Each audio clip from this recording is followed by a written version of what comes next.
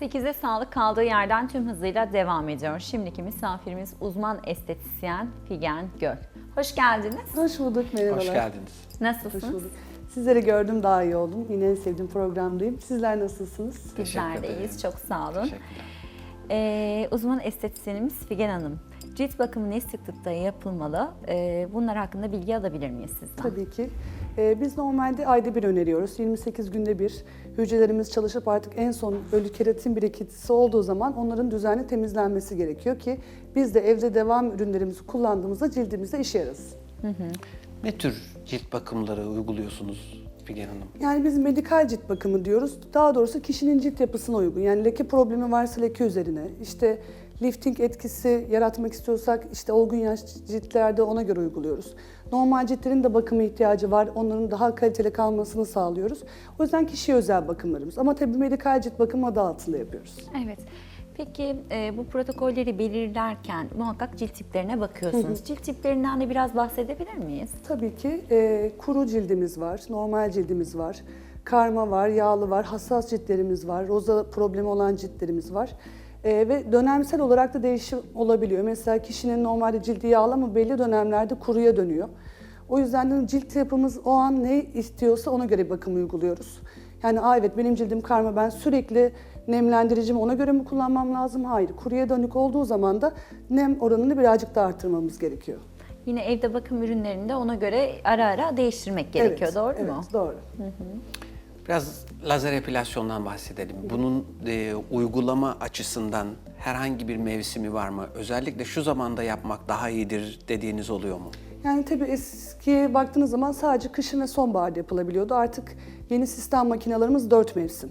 Yazında yapabiliyoruz ama en önemlisi güneşe çıkma süresini doğru ayarlaması lazım. Güneş koruyucusunu mutlaka kullanıyor olması lazım.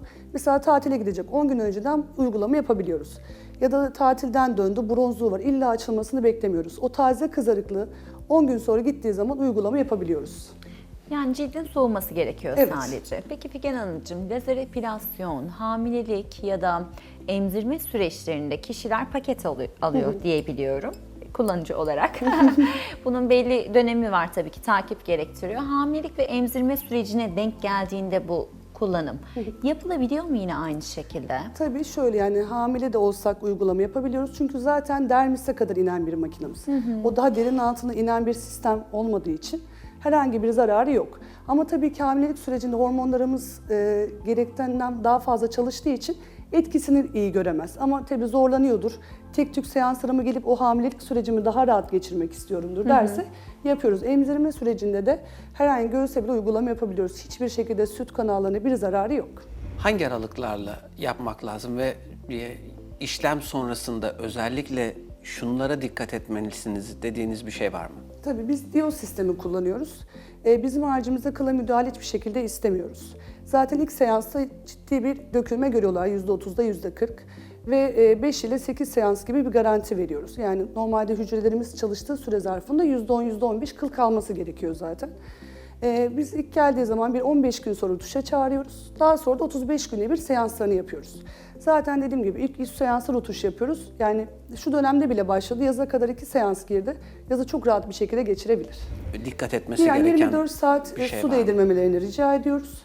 Aynı zamanda dökülmesi 21 günden sonra, mesela DIO sistemi için söylüyorum, 21 günden sonra da dökülmeler başlar ve mutlaka güneş koruyucu. Sonuçta biz bunu görmesek de orada kök artık açık. Onlar ne kadar kururlarsa, lekeye müsait bir ciltse her yerde oluşabilir. O yüzden de sadece güneş ışığından değil, her şeyden kollamak için mutlaka güneş koruyucumuzu kullanıyor olmamız lazım.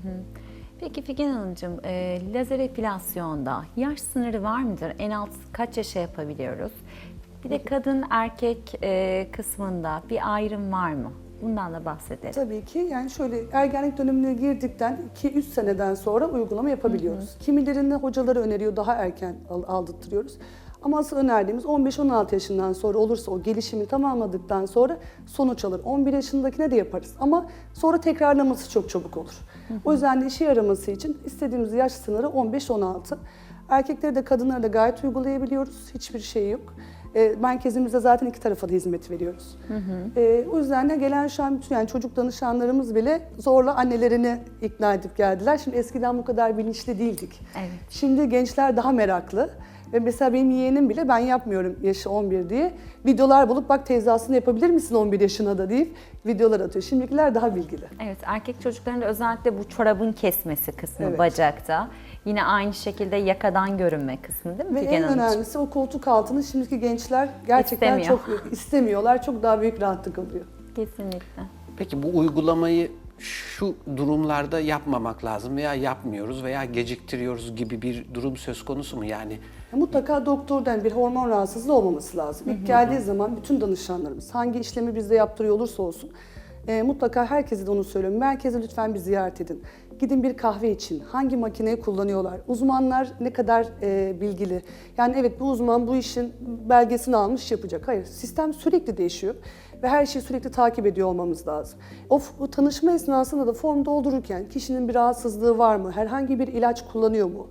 Daha sonrasında dikkat edebilecek mi, edemeyecek mi? Yani mesela yüz bölgesine yaptırıp o kişi cildine bakmıyorsa yüz bölgesine uygulama yapmıyoruz. Çünkü güneş koruyucunu mutlaka kullanıyor olması lazım, lekelenmeye dönmesin diye. O yüzden de bu doldurduğumuz formlarda zaten herhangi bir rahatsızlığı yoksa, varsa da mutlaka doktora yönlendirip doktorundan onay aldıktan sonra işlem yapabiliyoruz. Peki lazer epilasyonu yaptıktan sonra, hocam gerçi sormuştu, 24 saat demiştiniz siz. Bu benim duyumlarım diyeyim, ben yapmadım gerçi de. Bir lifleme süreci falan bir şey tavsiye ediyor musunuz siz? Yok, Daha etmiyoruz. verimli olması için. Şöyle zaten dökülmeyi kendi yaptığı için deriyi o kadar tahriş etmiyor. Eskiden o kese ve böyle ipek keseler vardı. Zaten banyodaki kişi Kabak eliyle bile... lifi bir şeyler. Evet. Şu an yani bu kullandığımız sistemde zaten eliyle bile banyoda şu şekilde geçirdiği sürede hemen dökülme yapıyor. Peki lazer epilasyonda yazın, kışın hiçbir şekilde fark etmiyor.